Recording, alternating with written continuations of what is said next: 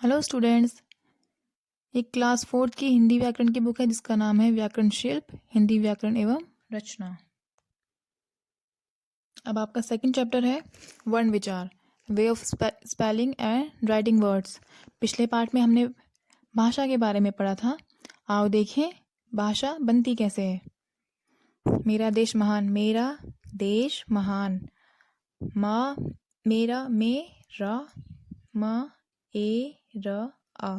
तो देखिए मेरा किससे बना है, पहले दो शब्दों से बना है, दो वर्णों से बना है। ये तो वर्ण में भी क्या लगे हैं, म में भी ए लगा हुआ है।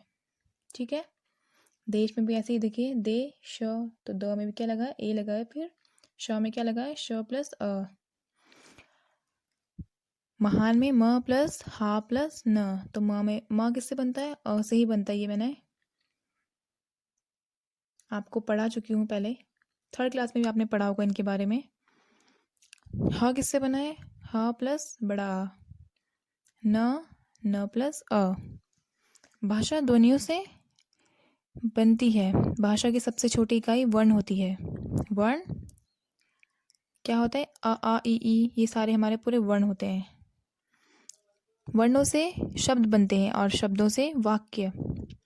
वर्ण और शब्द कैसे बनते हैं, जैसे एक वर्ण हो गया आपका अ, तो उसमें हमने लगा दिया, उसको हमने पूरा किया आम, ये बन गया हमारा शब्द। आम हमारा एक शब्द है और पूरा जो उसको मिला के बनेंगे, मोहन आम खाता है, ये हमारा एक वाक्य है।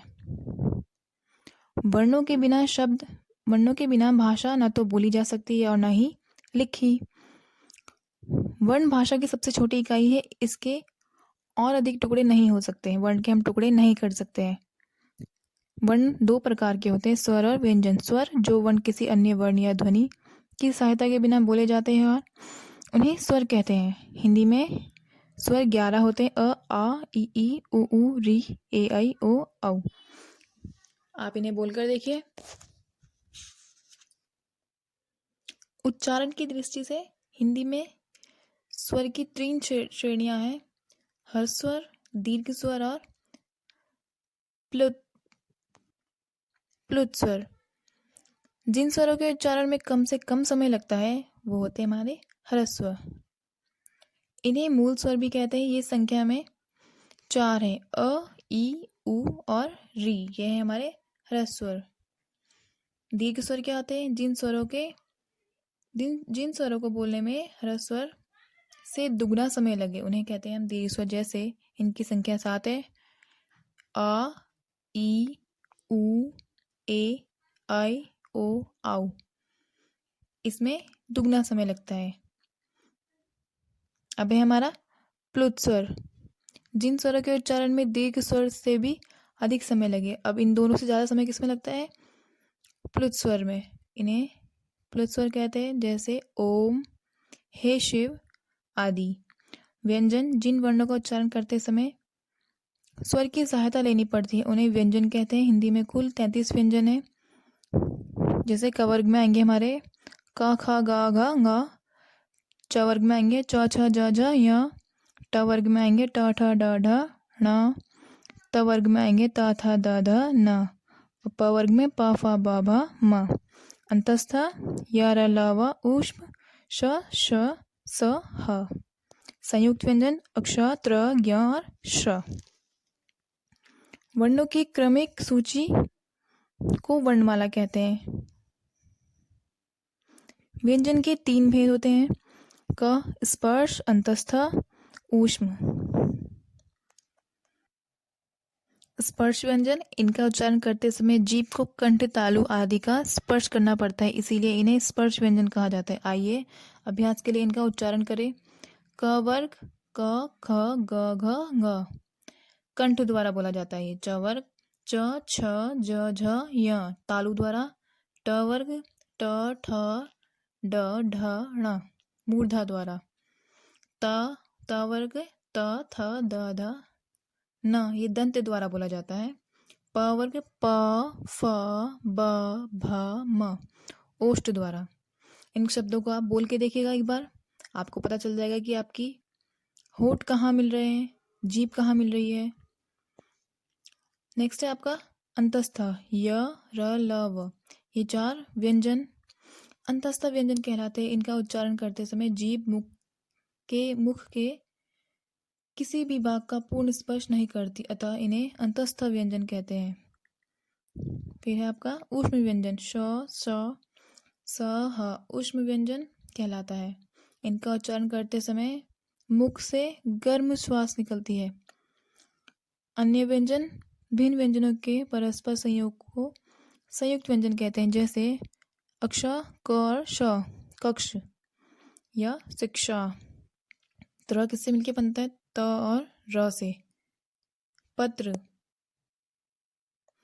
पत्र में हमारा किसका यूज है? त्र का। यह नक्षत्र, ज्ञ, ज प्लस य से मिलके बनता है यज्ञ, विज्ञान। श्र किससे मिलके बनता है? श प्लस र, तभी हमारा श्र बनता है श्रवण और श्रीमान।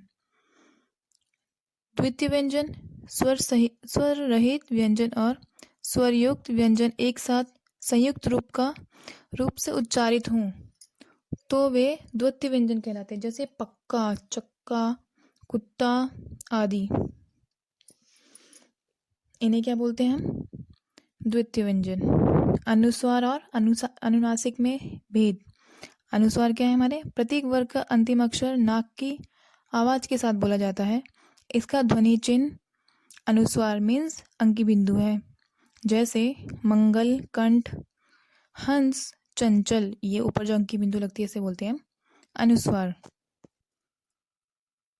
फिर है आपका अनुनासिक।